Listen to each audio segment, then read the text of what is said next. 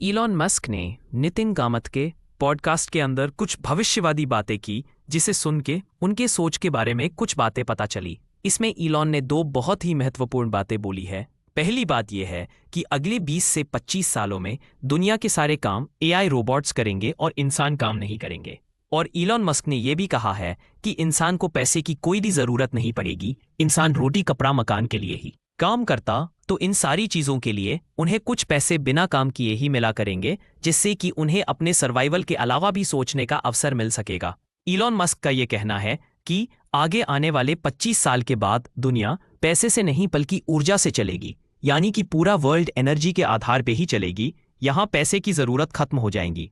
अब सोचने वाली बात तो यह है कि दुनिया पैसे के लेन देन के बजाय एनर्जी के आधार पे चलेगी, तो सोचने वाली बात यह है कि क्या ये एनर्जी इंसान को मुफ्त में मिलेगी या फिर इस एनर्जी का इस्तेमाल करने के लिए इंसान को किसी कंडीशंस के तहत ही मिलेगी। इलॉन मस्क का ये कहना है कि दुनिया की आबादी जितनी ज़्यादा होगी, कॉन्शियसनेस उतनी ही ज़्यादा होगी और भी नए नए विचार लोगों के दिमाग में उत्पन्न होंगे।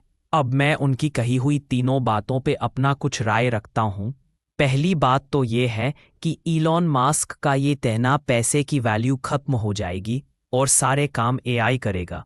इंसान सिर्फ बैठ के अपनी इच्छा के अनुसार नए नए आइडिया पे काम करेगा। पर ऐसा सोचना थोड़ा विचित्र है, क्योंकि आबादी और कॉन्शियसनेस का कोई लेना देना नहीं है। इलॉन मस्क का कहना है कि पूरी दुनिया में पैसे की जगह ऊर्जा से काम लिया जाएगा। यहाँ एक सवाल है कि क्या ऊर्जा भी मुफ्त में दी जाएगी? और अगर ऊर्जा सच में लोगों को मुफ्त में मिलेगी तो फिर इसका मतलब तो ये होगा कि ये बड़ी बड़ी कंपनी हमें किसी शर्त और कंडीशंस के आधार पे ही ऊर्जा का इस्तेमाल करने देंगी। कहीं ऐसा ना हो कि हम सब आम इंसान दुनिया के कुछ सबसे बड़ी कंपनीज के हाथ में अपनी आज़ादी को गिरवी रख दे और ये बड़ी कंपनीज अपने फ़ायदे के लिए इसका इस्तेमाल करें। ह्यूमन राइट्स का फिर क्या होगा? मैं ऐसा इसलिए बोल रहा। इलॉन मस्क ने यह भी बोला है कि आने वाले 25 से 30 सालों के बाद पैसे से ज़्यादा इम्पोर्टेंट एनर्जी होगी।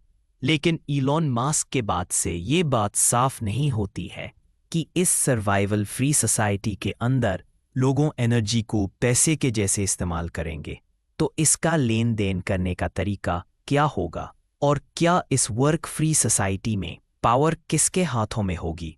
आम इंसानों के हाथों में या कैपिटलिस्ट के हाथों में होगी? इलॉन मस्क ने कहा है कि जितनी ज़्यादा आबादी उतनी ज़्यादा कॉन्शियसनेस।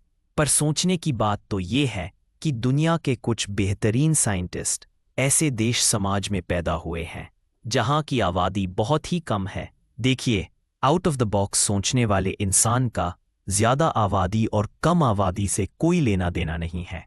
कॉन्शियसनेस और हमारी सोच किस दिशा होगी, कैसी होगी, इसका लेना देना सीधे सीधे हमारे आसपास के माहौल, हमारी परवरिश और हमारी शिक्षा के ऊपर निर्भर करता है। और भी कई कारण होते हैं इसके पीछे।